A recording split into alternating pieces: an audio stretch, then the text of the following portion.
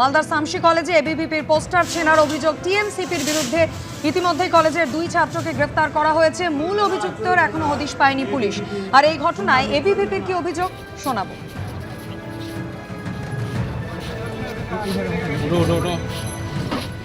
22 তারিখে দেখলাম স্বামী বিবেকানন্দের ছবি ব্যানার এরা ছিঁড়ে এবং সাথে অখিল ভারতীয় বিদ্যার্থী পরিষদের পতাকা ছিঁড়ে পা দিয়ে পদপৃষ্ট করে একটা খারাপ ইঙ্গিত দেখানোর চেষ্টা করে এবং তা গর্বের সহিত ইনস্টাগ্রামে আপলোডও করে। তার বিরুদ্ধে আমরা গত 23 তারিখ চাঁচল থানায় অভিযোগ জানাই। অভিযোগ করার সাথে সাথে পুলিশ প্রশাসন আমাদের সহযোগিতা করেছে এবং তাদের গ্রেপ্তার করা হয়েছে। মূল অভিযুক্ত তারিক আনোয়ার সে এখনও পলাতক এবং বাকি যারা ছিল ঘটনাটাতে জড়িত তার মধ্যে 2 জনকে গ্রেপ্তার করা হয়েছে এবং তারা আজকে তাদের কাছে কোর্টে প্রডিউস করা হয় এবং আমরা অখিল ভারতীয় বিদ্যার্থী পরিষদের পক্ষ থেকে যেই ব্যক্তি পলাতক তারিক আনোয়ার তাকে দ্রুত গ্রেপ্তারের দাবি জানায় এবং তার কঠোর শাস্তির দাবি জানায়।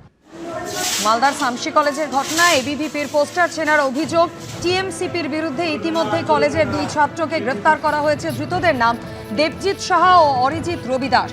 যদিও মূল অভিযুক্ত আরেক টিএমসিপি সদস্য তারেক আনোয়ার সে এখনো নিখোঁজ। আর এই ঘটনা প্রসঙ্গে মালদা তৃণমূল ছাত্র পরিষদের প্রাক্তন সভাপতি প্রসূন রায় কি বলছেন শোনাবো।